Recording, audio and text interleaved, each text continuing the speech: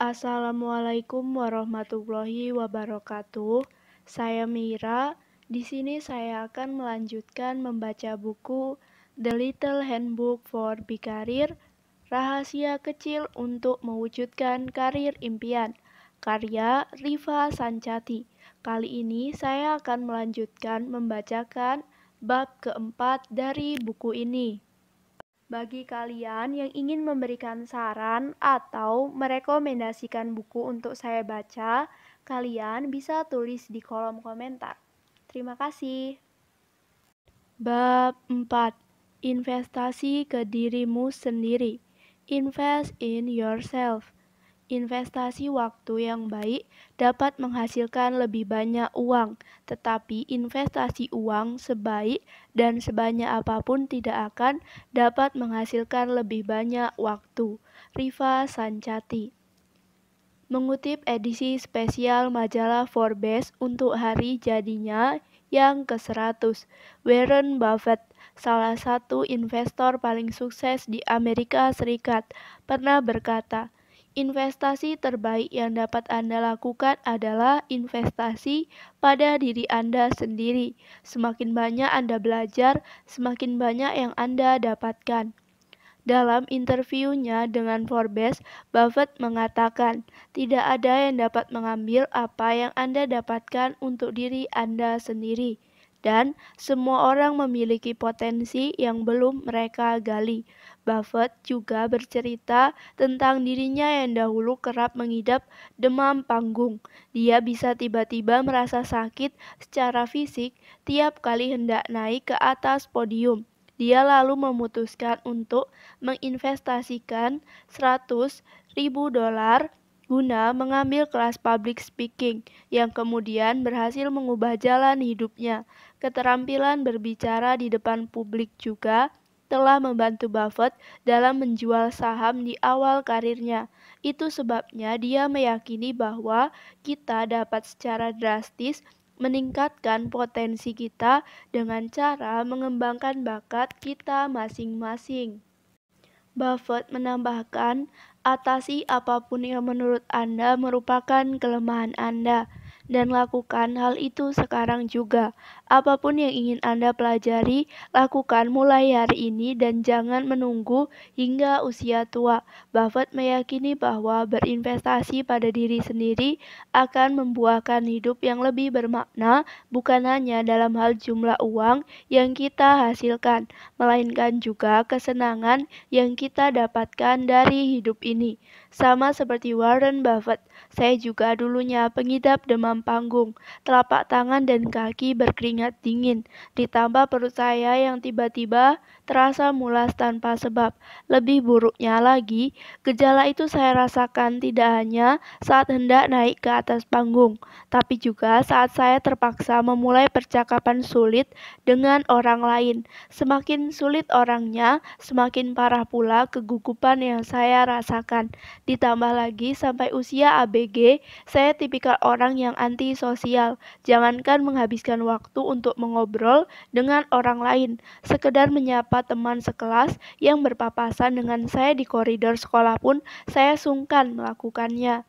Saat saya mulai menetapkan cita-cita ingin jadi orang kaya, saya dengan cepat menyadari bahwa demam panggung dan sifat antisosial itu bisa menjadi hambatan untuk karir saya nantinya. Saya tidak akan bisa sampai di puncak perusahaan jika saya bahkan tidak mampu bicara di depan banyak orang. Akhirnya saya putuskan untuk mulai aktif berorganisasi di bangku SMA, mulai dari OSIS, KIR, hingga English Club. Aktif berorganisasi membuat saya terpaksa berinteraksi dengan orang lain, terpaksa pula untuk berbicara di depan umum. Awalnya terpaksa, lama-lama menjadi terbiasa. Mengatasi demam panggung dan sifat antisosial ternyata tidak sesulit yang saya duga. Kesulitan yang lebih besar justru saya alami saat harus berurusan dengan bahasa asing. Terlahir dengan IQ sedikit di bawah rata-rata orang lain, pada umumnya juga membuat saya mengalami kendala dalam mempelajari bahasa baru.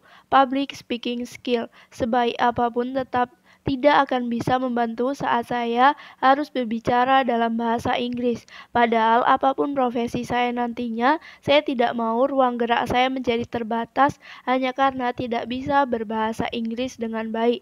Sedari saya kecil, papi dan mami mendoktrin saya akan pentingnya peranan bahasa Inggris dalam dunia kerja.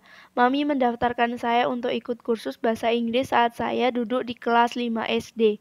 Merasa tidak banyak perkembangan, 2 tahun kemudian saya dipindahkan ke lembaga lain yang ternyata tetap tidak membuat saya menguasai bahasa Inggris secara aktif.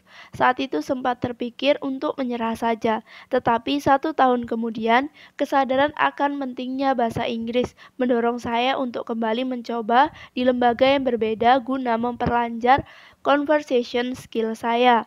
Jika mengingatnya lagi sekarang, saya sangat bersyukur dulu pernah sebegitu ngototnya kursus bahasa Inggris sampai 6 tahun lamanya. Kemampuan berbahasa Inggris dengan baik sangat membantu saya dalam berkarir mulai dari saat masih kerja freelance hingga saat mulai bekerja penuh waktu di 4 perusahaan berikutnya. Bahkan saat saya bekerja di perusahaan lokal pun bahasa Inggris tetap penting agar saya bisa berkomunikasi dengan klien asing. Karir saya tidak mungkin bisa sampai sejauh ini jika bahasa Inggris saya masih pas-pasan seperti dulu. Pentingnya memiliki kepercayaan diri. Saat hendak terjun ke dunia karir pada tahun 2008, kepercayaan diri saya belum sebesar sekarang. Sulit untuk bisa merasa percaya diri. Saat saya belum punya apa-apa, saya bukan lulusan kampus negeri, memulai karir tanpa punya koneksi. Belum lagi bisingnya omongan negatif orang-orang di sekitar saya.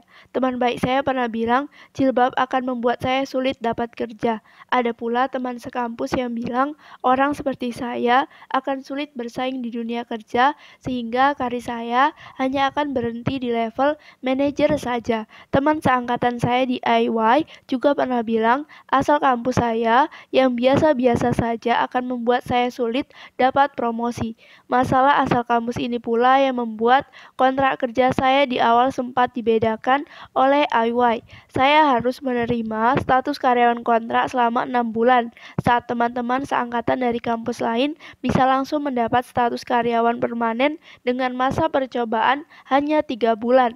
Bagaimana saya bisa percaya diri saat saya dibisiki hal-hal negatif seperti itu oleh orang-orang di sekitar saya? Sayangnya, tidak ada cara lain untuk bisa belajar percaya diri selain berusaha untuk tetap yakin pada diri sendiri, meskipun belum memiliki sesuatu yang bisa dibanggakan. Formula sederhana yang patut dicoba adalah fake it until you make it, alias pura-pura bisa sampai Anda benar-benar bisa. Mengutip Richard Branson dalam artikel blog berjudul Y is for Yes. Jika seseorang menawarkan kesempatan yang luar biasa, tetapi Anda tidak yakin apakah Anda mampu melakukannya, katakan saja ya dan pelajari cara melakukannya kemudian. Doktrin diri sendiri bahwa kita akan bisa melakukannya diiringi dengan kerja keras untuk benar-benar bisa melakukannya saat terjadi hambatan, rintangan, atau bahkan kegagalan. Jadikan semua itu sebagai pembelajaran dan jangan malah membuat kita merasa makin minder. Sisi positif dari melakukan kesalahan adalah kita jadi belajar cara melakukan pekerjaan itu dengan benar. Itulah sebabnya bagi saya, satu kesalahan yang saya lakukan berarti satu langkah lebih dekat menuju keberhasilan. Kalaupun saat baru memulai kita masih merasa minder, jangan biarkan perasaan itu tercium sampai keluar. Ada kalanya kompetisi itu berat dan kompetitor yang tangguh cenderung bisa mencium rasa minder dalam diri kita. Makanya tadi saya bilang, fake it until you make it. Pada akhirnya saya menyadari bahwa seseorang bisa percaya diri bukan karena sudah sukses, melainkan sebaliknya. Seseorang bisa sukses karena punya kepercayaan pada diri sendiri. Malah sebetulnya kepercayaan diri adalah modal yang harus terus dipupuk dari waktu ke waktu karena belajar menjadi percaya diri adalah pembelajaran yang tidak ada habisnya. Akan selalu ada saja tantangan baru yang menguji nyali dan keyakinan kita pada diri sendiri. Semakin besar target yang kita ingin capai, semakin besar pula kepercayaan diri yang diperlukan untuk mencapainya.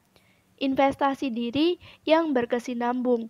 Dalam hal berinvestasi pada diri sendiri, menjadi orang yang tidak pernah puas justru lebih baik daripada menjadi orang yang tidak terlalu mudah merasa puas. Saat kita merasa tidak puas, hal itu sama dengan menyadari bahwa masih ada hal-hal yang harus dikembangkan dalam diri kita sendiri. Masih ada hal-hal yang harus dipelajari, diperdalam, diperbaiki, dan lain sebagainya. Berawal dari rasa tidak puas bisa berakhir menjadi proses belajar yang berkesinambungan selama ditangani dengan cara yang positif dan bukan dengan menghalalkan segala cara untuk bisa sukses. Rasa tidak puas justru bisa menjadi pendorong untuk mempertahankan kesuksesan itu sendiri. Kesuksesan yang tidak berkelanjutan dapat membuat seseorang terkena post-power syndrome. Orang yang sudah sampai terkena sindrom ini selalu sangat senang membanggakan kesuksesan mereka pada masa yang lalu. Mereka juga sangat haus kekuasaan sehingga kerap menuntut orang-orang di sekitar mereka untuk menghormati dan menuruti semua perintah mereka. Mereka sulit lepas dari bayang-bayang kejayaan masa lalu karena sudah tidak ada lagi sesuatu yang bisa mereka banggakan pada masa kini. Tadinya saya berpikir, post-power syndrome hanya bisa terjadi pada orang-orang yang sudah pensiun, tapi ternyata mereka yang masih termasuk pekerja aktif pun juga bisa mengidap sindrom ini. Pekerja aktif yang mengidap sindrom ini justru bisa lebih merugikan orang lain karena mereka masih aktif berhubungan kerja dengan banyak orang setiap harinya. Tipikal pekerja yang berpotensi merusak keharmonisan tim dengan ego mereka yang setinggi langit. Mereka gemar mengecilkan prestasi orang lain hanya untuk membuat mereka merasa lebih baik akan dirinya sendiri. Salah satu cara untuk mencegah terjadinya post-power syndrome adalah dengan terus berinvestasi pada diri kita sendiri. Jangan biarkan satu prestasi gemilang membuat kita sampai terlena, lalu berhenti sampai di sana. Minimnya prestasi baru juga dapat membuat kita berkecil hati dan jika tidak diatasi secara bijaksana, rasa kecil hati dapat berubah menjadi rasa dengki yang kemudian menjadi pangkal konflik dengan orang-orang di sekitar kita. Lalu, prestasi macam apa sih yang bisa membuat kita merasa puas pada diri sendiri? Beda orang bisa beda jenis prestasinya. Prestasi ini bisa berbentuk hal-hal yang bersifat material dan non-material. Prestasi tidak harus melulu soal jabatan tinggi, gaji besar, atau kepemilikan barang-barang mewah. Misalnya papi saya yang ingin bisa hatam Quran atau mami yang ingin bisa menguasai bahasa Arab. Bukan prestasi yang membuat mereka kaya raya, tetapi tetap prestasi yang membuat mereka merasa bangga pada diri sendiri. Jika prestasi yang Anda inginkan bersifat material pun sebetulnya tidak apa-apa. Menginginkan taraf hidup yang lebih baik itu sifatnya manusiawi, asalkan tidak menyebabkan Anda serakah dan gelap mata. Prestasi yang sifatnya material di sini juga tidak selalu soal memenuhi keinginan pribadi semata, tapi bisa juga dilandasi oleh keinginan untuk memberikan yang terbaik kepada orang-orang yang kita sayangi. Contohnya adik saya yang ingin bisa memuliakan anaknya sampai ke luar negeri atau teman saya yang ingin bisa memberangkatkan orang tuanya pergi haji. Hal ini kembali lagi pada isi daftar keinginan kita masing-masing. Apapun bentuknya, keinginan yang terwujud menjadi kenyataan itulah yang kemudian bisa kita sebut sebagai prestasi dalam hidup kita ini. Jangan menjadi individu yang berhenti setelah mencapai satu atau beberapa prestasi tertentu. Harus bersyukur, tetapi rasa syukur tetap bukan alasan untuk berhenti sampai di sini. Jika diam di tempat membuat kita merasa tidak bergairah dalam menjalani kehidupan, maka tidak ada yang salah dari menginginkan lebih. Mengejar impian baru memang sulit dan menguras tenaga. Tetapi jika diam di tempat juga terasa sama sulitnya, kenapa tidak coba untuk mengambil satu langkah lebih maju? Kembali lagi pada judul bab ini, investasi pada diri sendiri secara berkesinambungan. Jadilah orang yang tidak hanya bertambah tua, tetapi juga bertumbuh dan kian berisi seiring berjalannya waktu. Jangan berhenti memperbarui diri karena perubahan zaman yang semakin cepat telah membuat apa yang baik tahun ini belum tentu masih sama baiknya tahun depan. If you want to feel better about yourself, then do and be better. You are the only person who can make that happen. Apapun yang terjadi, tetap fokus untuk berinvestasi pada diri sendiri. Atasan menyebalkan, perusahaan tidak adil, gaji tidak setimpal, apapun itu tetap bukan alasan untuk berhenti melakukan yang terbaik. Saat kita berhenti mengupayakan hasil yang terbaik, saat itu pula kita berhenti berinvestasi pada diri sendiri. Saya tidak bilang kita harus rela diperlakukan semena-mena. Yang ingin saya tekankan adalah kita harus tetap berusaha melakukan yang terbaik meskipun kita diperlakukan semena-mena. Selama kita masih memutuskan untuk bekerja dengan mereka, selama itu pula kita masih wajib untuk mengerjakan tugas yang diberikan dengan baik. Dimanapun kita bekerja akan selalu ada saja hal-hal yang kita benci setengah mati. Jika kita senang mencari alasan, kita tidak akan pernah kehabisan alasan. Akan selalu ada alasan baru untuk bermalas-malasan atau untuk bekerja ala kadarnya. Akibatnya, kita jadi tertinggal di belakang. Bukan salah siapa-siapa, melainkan salah kita sendiri. Saat kita menguasai keterampilan baru, memperluas wawasan, atau menaklukkan proyek yang awalnya terlihat luar biasa sulit, orang yang paling diuntungkan sebetulnya tetap diri kita sendiri. Bukan atasan, bukan pula perusahaan, ilmu dan pengalaman yang kita dapatkan akan kita bawa kemanapun kita pergi. Hal itu akan menjadi nilai tambahan untuk karir kita pada masa yang akan datang. Perusahaan tempat kita bekerja bisa berganti-ganti, tetapi diri kita ini jumlahnya tetap hanya ada satu orang. Jangan biarkan perusahaan yang sifatnya temporer merusak pengembangan diri yang bersifat permanen. Hal ini saya buktikan sendiri di salah satu perusahaan tempat saya pernah bekerja. Awalnya, marak beredar kabar soal gaji karyawan lain yang nilainya sangat fantastis. Nominalnya sangat tidak wajar jika dibandingkan dengan gaji karyawan lain dengan level kontribusi dan tanggung jawab yang kurang lebih sama. Gosip itu terus berkembang liar di kantor. Beberapa karyawan sampai memutuskan untuk mengundurkan diri karena merasa diperlakukan tidak adil. Untuk saya sendiri, daripada ikut termakan omongan orang, saya putuskan untuk tanya langsung ke HRD soal kebenaran gosip itu. Salah satu manajer HRD di sana menjawab, "Iya, memang benar gajinya sebesar itu, karena gaji dia di perusahaan sebelumnya memang sudah sangat besar." Mendengar jawaban itu, sebetulnya saya sempat kesal. Tidak adil jika saya dan beberapa orang lainnya mendapat gaji lebih kecil hanya karena gaji kami di kantor lama kebetulan nominalnya terbilang lebih kecil. Kesal, tetapi saya putuskan untuk tetap bekerja di sana. Kenapa demikian? Satu, karena saat itu saya melihat sedang banyak ruang untuk belajar hal-hal baru di perusahaan itu. Kesempatan yang sama belum tentu saya dapatkan di perusahaan lain. Dua, karena saya tidak mau asal pilih perusahaan baru.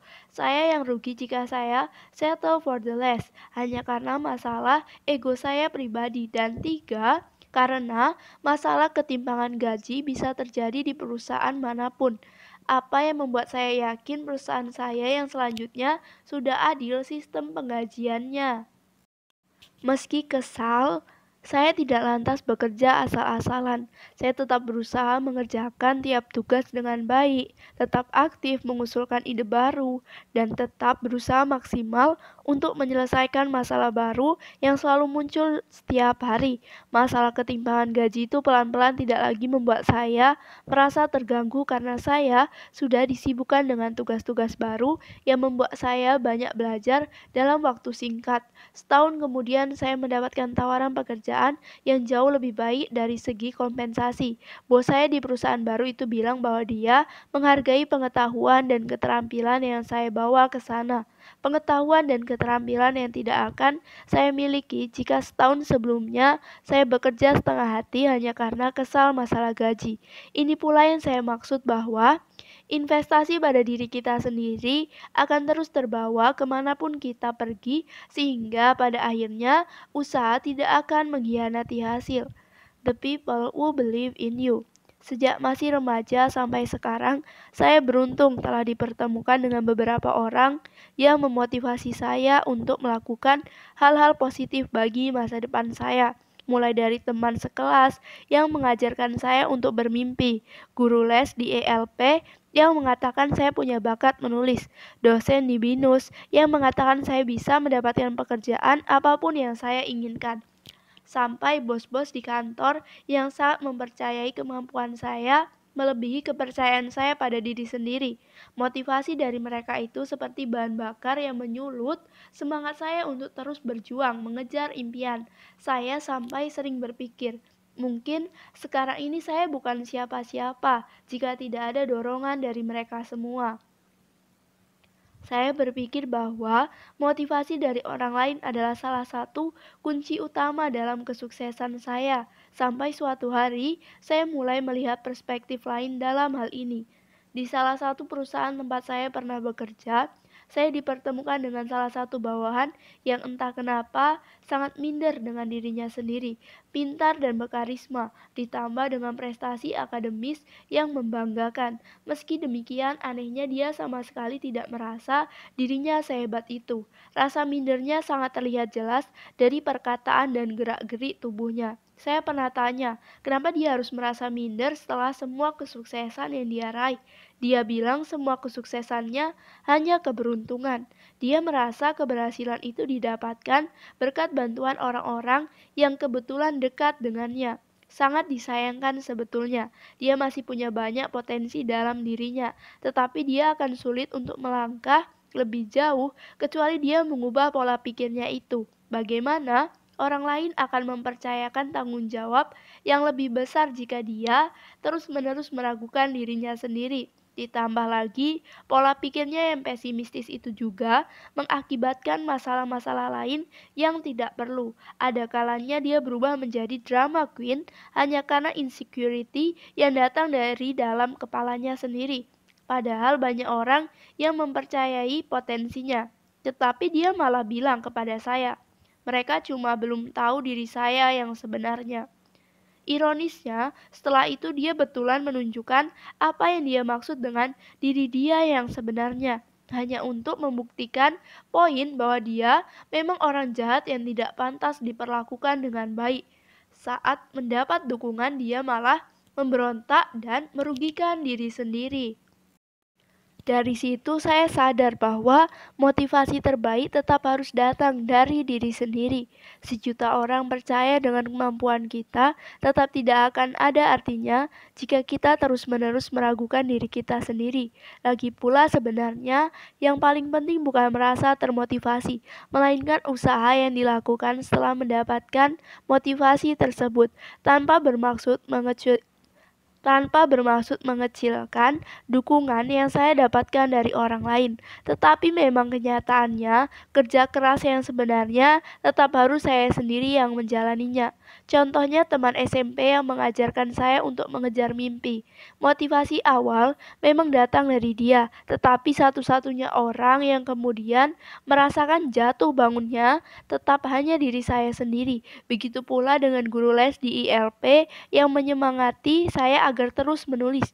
Dia hanya memberikan nasihat itu satu kali. Kemudian saya sendiri yang harus terus berlatih untuk mengasah bakat yang beliau yakini ada di dalam diri saya ini. Sama halnya dengan bos-bos yang selalu menaruh kepercayaan besar pada saya. Mendapatkan kepercayaan mereka saja sudah sulit. Mempertahankan kepercayaan itu yang kemudian terasa jauh lebih sulit.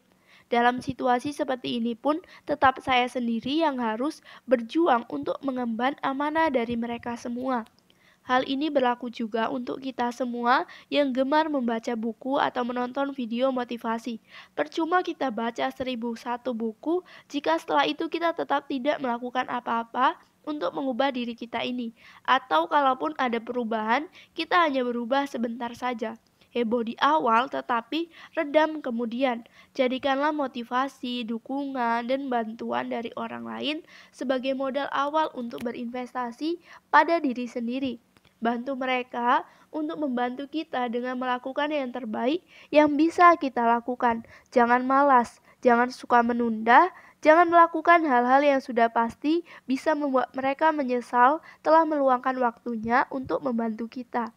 Ingat sekali lagi, mereka hanya membantu, usaha dan kerja keras yang sebenarnya tetap harus kita sendiri yang melakukannya. Bersyukurlah jika ada orang-orang yang mempercayai, memotivasi, apalagi jika mereka sampai menyisingkan lengan baju untuk membantu kita mencapai cita-cita. Akan tetapi, jika kita tidak punya orang-orang seperti mereka pun tidak apa-apa, tidak usah berkecil hati, karena pada akhirnya toh tetap kita juga yang harus bisa mengandalkan diri sendiri. Tetaplah berusaha untuk menjadi orang hebat supaya kelak bisa membantu orang lain untuk menjadi orang hebat lainnya. Mana yang benar? Berfokus pada kekurangan atau kelebihan dalam diri sendiri. Gary V, salah satu motivator ternama dari Amerika Serikat, melalui akun LinkedIn-nya pernah bilang bahwa sebaiknya kita fokus pada kelebihan, bukan pada kekurangan kita. Jangan sampai kita buang-buang waktu berusaha memaksimalkan sesuatu yang bukan kekuatan atau kelebihan kita. Apakah salah opini yang beliau sampaikan? Tidak juga memang benar bahwa kita harus mampu mengoptimalkan kelebihan dalam diri kita sendiri. Memang benar bahwa akan lebih efektif mengembangkan hal-hal yang memang kita kuasai dengan baik. Akan tetapi, tetap saja menurut saya, fokus mengembangkan kelebihan tidak bisa menjadi alasan untuk mengabaikan kekurangan kita begitu saja. Saran saya, kita tetap harus memastikan bahwa 1. Jumlah kekurangan kita tidak mengungguli kelebihan kita. Dan 2. Kekurangan kita tidak sampai menjadi penghalang untuk kesuksesan kita sendiri. Contohnya, kita sudah berinvestasi banyak pada keahlian utama kita, kemampuan untuk coding, analisis keuangan, dan lain sebagainya. Tetapi kemudian, proyek kita di kantor tetap gagal total hanya karena kita tidak bisa menahan emosi saat berbeda pendapat dengan rekan kerja. Keahlian langka yang kita miliki tidak akan ada artinya jika kita tidak mampu bekerja dalam tim. Tidak ada manusia yang sempurna, tetapi ketidaksempurnaan juga ada batasnya. Jangan menggunakan ketidaksempurnaan sebagai alasan untuk bisa berbuat semena-mena. Jangan pula berpikiran bakat yang kita miliki sehebat apapun bakat itu membuat orang lain harus bisa memaklumi tabiat buruk kita.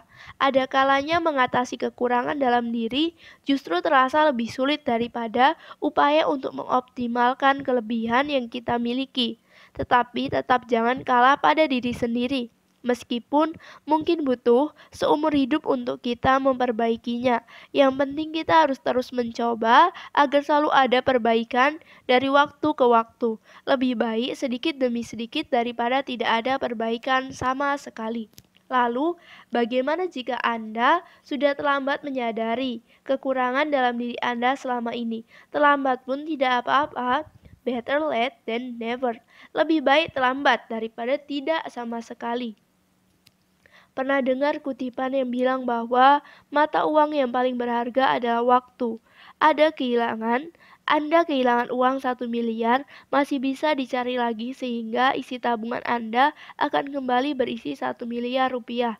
Lain halnya dengan waktu yang sudah terbuang. Saat Anda sudah membuang waktu 1 tahun, apapun yang Anda lakukan tidak akan bisa membuat usia Anda kembali lagi 1 tahun lebih muda. Dengan kata lain, saldo usia Anda tidak akan bisa kembali bertambah 1 tahun lagi. Itulah sebabnya alokasi waktu sebetulnya justru jauh lebih penting daripada alokasi harta benda. Investasi waktu yang baik dapat menghasilkan lebih banyak harta benda, tetapi investasi harta benda sebaik dan sebanyak apapun tidak dapat menghasilkan lebih banyak waktu. Anda memiliki hak untuk memilih cara Anda menghabiskan waktu. Ingin menghabiskan lebih banyak waktu untuk bersenang-senang pun tidak apa-apa, asalkan Anda bisa menerima konsekuensinya. Tidak selalu Anda benar dan salah. Yang penting jangan sampai iri dan dengki saat ada orang lain ternyata memanfaatkan waktunya lebih baik daripada Anda. Ada yang memilih untuk menjadi workaholic, jangan iri pada mereka yang masih sering meluangkan waktu untuk pergi jalan-jalan. Begitu pula sebaliknya. Anda yang lebih memilih pulang kerja tepat waktu, jangan iri dengan rekan kerja yang kontribusinya lebih besar berkat jam lembur yang dia habiskan tiap bulan. Menghabiskan banyak waktu untuk diri sendiri tidak menjamin kebahagiaan, sama seperti kerja lembur juga tidak menjamin kesuksesan. Tetap ada resiko, ada konsekuensi, dan semuanya akan kembali lagi kepada diri Anda sendiri. Investasikan waktu Anda dengan bijaksana, karena waktu yang sudah terbuang tidak akan bisa kembali lagi. Jangan pernah bertaruh dengan pemikiran akan selalu ada hari esok, karena tidak ada yang pernah tahu seberapa banyak lagi hari esok yang masih ada, yang masih Anda miliki. You only live once, but if you do it right, once is enough. Anonymous.